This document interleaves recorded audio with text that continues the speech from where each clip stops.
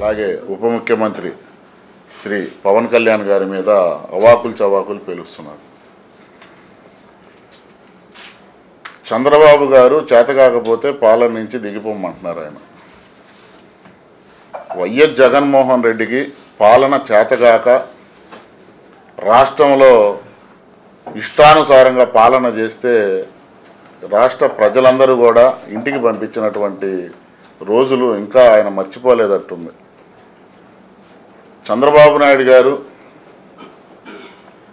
2019 నుంచి 24వ సంవత్సరానికి 5 ఏళ్ళు వైఎస్ఆర్సీపీ ప్రభుత్వంలో రాష్ట్రం వెనుకబడి సర్వనాశనం అయిపోతే ఈరోజు గాడిలో పెట్టడానికి ఎన్డీఏ ప్రభుత్వం ముందుకు వచ్చింది. ప్రజలందరూ కూడా గ్రహించారు రాష్ట్రం ఎంత వెనక్కిపోయింది, రాష్ట్రానికి రాజధాని లేదు, రాష్ట్రానికి నిధులు రావట్లేదు. ఎందుకంటే కేసుల భయంతో కేంద్ర ప్రభుత్వాన్ని అడగటానికి కూడా భయపడినటువంటి వ్యక్తులు వైఎస్ఆర్సీపీ పార్టీ నాయకులు, ఆ రోజు ఎమ్మెల్యేలు, ఎంపీలు. ఎక్కడ కూడా ఎటువంటి ఒక ప్రాజెక్టుకి కానీ ఎక్కడ నిధులు లేనటువంటి పరిస్థితులు. 24 ఎన్నికలకి ప్రజలందరూ ఒకే మాట మీద ఎన్డీఏ ప్రభుత్వానికి మద్దతు పలికి Telugu Desam party, Janasena party, BJP party 3 పార్టీలకి ఏకగ్రీవంగా ప్రజలు ఎన్నుకోబడ్డారు. అందుకే ఇంతటి బ్రహ్మాండమైనటువంటి మెజార్టీలు వచ్చినాయి. ఎన్డీఏ ప్రభుత్వం వచ్చి 7 నెలలు అయింది. ఈ 7 నెలల పాలనలో ఏమీ చేయలేదన్నారు. మరి శివప్రసాద్ రెడ్డి గారికి కనబడుతున్నాయా లేవా అని మేము అడుగుతున్నాం. మీరు ప్రభుత్వం ఎక్కినప్పుడు 3000 పెన్షన్ చేస్తానంటే అవి చిన్నగా మీరు 250 పెట్టి పెంచారు. కానీ ఎన్నికల ముందు ఏదైతే వాగ్దానం ఇచ్చామో ఎన్డీఏ ప్రభుత్వం 1000 రూపాయలు పెంచి 4000 ఇస్తానన్నాము. గడిచినటువంటి ఆగిపోయినటువంటి 2 నెలలు కూడా కలిపి మొత్తం 7000 ఇస్తాన్నాం. అలాగే ఎన్నికలు అయిపోయిన తర్వాత ప్రభుత్వం ఏర్పడ్డ తర్వాత 7000 స్వయంగా ఇళ్ళకెళ్ళి పెన్షన్లు ఇస్తున్నటువంటి పరిస్థితులు ఉన్నాయి. మీరు వాలంటీర్లను పెట్టారు. దేనికి పనికి రానికుండా మీ యొక్క కార్యకర్తల ద్వారా పెన్షన్లు పంపిస్తే ఈరోజు ప్రభుత్వ అధికారులు సచివాలయాల ద్వారా ఈరోజు 1వ తేదీ కానీ 31వ తేదీ కానీ ఈరోజు పెన్షన్లు ప్రతి ఒక్కళ్ళకు కూడా అందుతున్నటువంటి పరిస్థితులు ఉన్నాయి. ఇసుక ఉచితంగా ఇస్తామన్నాం. ఈరోజు ఉచిత ఇసుక ఈరోజు పంపిస్తున్నాం బయటికి. కానీ మీ హయాంలో ఇసుక దొరక్క భవన నిర్మాణ కార్యక్రమాలు సైతం రోడ్డు మీదకి వచ్చినటువంటి పరిస్థితులు ఉన్నాయి. సంవత్సరానికి 3 గ్యాస్ సిలిండర్లు ఇస్తానన్నాం దీపం పథకం కింద. అది అమలు చేస్తున్నాం. 7 నెలలు అయితే మీరు 7 నెలల్లో ఏమి చేయలేదని మీరు ఎట్లా చెప్తారంటున్నాం. అలాగే దివ్యాంగుల పెన్షన్ 6000 పెంచాం. మరి ఇవన్నీ శివప్రసాద్ రెడ్డి గారికి కనబడలేదా అని మేము అడుగుతున్నాం. చెత్త పన్ను రద్దు చేసాం, ల్యాండ్ టైటిల్ యాక్ట్ రద్దు చేస్తామన్నాం, అది రద్దు చేసాం. మరి ఇన్ని కనబడుతున్నా కూడా మరి శివప్రసాద్ రెడ్డి గారు మాట్లాడుతున్నారు. అలాగే పవన్ కళ్యాణ్ గారి గురించి మాట్లాడుతున్నారు. దత్తపుత్రుడు అంట. నిజమే, పవన్ కళ్యాణ్ గారు ఈ రాష్ట్ర ప్రజలకి దత్తపుత్రుడు. ఈ రాష్ట్ర ప్రజలు శ్రేయస్సు కోరి తెలుగుదేశం పార్టీ, బీజేపీ పార్టీ కలయికలో ప్రభుత్వం ఏర్పడడానికి కీలకంగా మారినటువంటి వ్యక్తి. కేవలం రాష్ట్ర అభివృద్ధి కోసం. గతంలో మీ నాయకుడు చెప్పాడు వైఎస్ జగన్మోహన్ రెడ్డి దత్తపుత్రుడు, నా ఇంటికి కూడా పీకలేరని. కానీ ఈరోజు ఏమైంది? పవన్ కళ్యాణ్ గారు ఆ రోజే చెప్పారు వైఎస్ఆర్సీపీ అనే పార్టీని పాతాళానికి తొక్కేస్తారని. ఈరోజు అదే జరిగింది.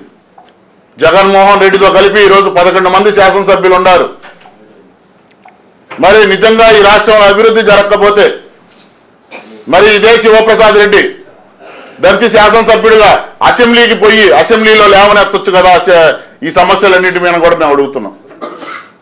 ప్రజలు కట్టినటువంటి పన్నుల రూపంలో మీరు జీతాలు తీసుకుంటారు. ఈ ప్రభుత్వం సౌకర్యాలు ఎమ్మెల్యేగా మీకు సౌకర్యాలు కల్పిస్తుంటే అవన్నీ కూడా వాడుకుంటూ ప్రభుత్వం మీద బురదల్లే ప్రయత్నాలు చేస్తున్నారు. మరి మీరు అసెంబ్లీకి వెళ్ళి సమస్యల్ని లేవనెత్తే దమ్ము మీకుందా అని మేము అడుగుతున్నాం. గత ప్రభుత్వంలో కూడా నారా చంద్రబాబు నాయుడు గారి సతీమణిని వ్యక్తిగతంగా దూషించినప్పుడు కూడా చంద్రబాబు నాయుడు గారు నేను అసెంబ్లీకి రాను, నేను ముఖ్యమంత్రి అయిన తర్వాత వస్తానన్నా సరే తెలుగుదేశం పార్టీలో ఆనాడు ఉన్నటువంటి శాసనసభ్యులు ప్రజా సమస్యల మీద అసెంబ్లీలో గొంతెత్తారు. మరి ఈరోజు ఎందుకు రావట్లేదు మీరు? అంటే మీరు అధికారంలో ఉంటేనే అసెంబ్లీకి వస్తారు, లేకపోతే ప్రజా సమస్యలు మీకు పట్టవు. మరి మీరు అభివృద్ధి మీద మీరు మాట్లాడటం ఏంటి? చాలా అసహ్యంగా ఉంది. ప్రజలు కూడా చాలా నవ్వుకుంటున్నారు మీ గురించి.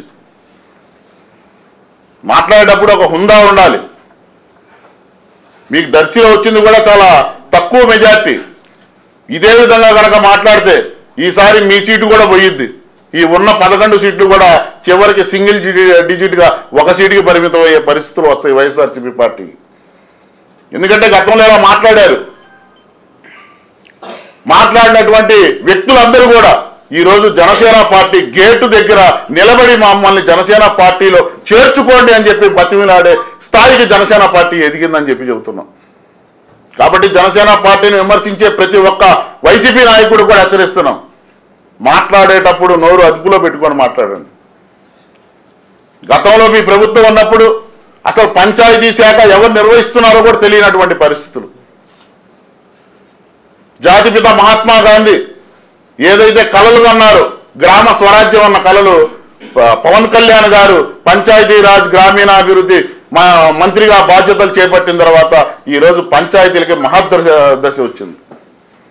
ఎందుకంటే గత స్వాతంత్ర దినోత్సవం రోజు పవన్ కళ్యాణ్ గారు వీధి లైట్లు వేయించుకోవడానికి కూడా పంచాయతీ ప్రెసిడెంట్ల దగ్గర డబ్బులు లేకపోతే ప్రతి ఒక్క పంచాయతీకి కూడా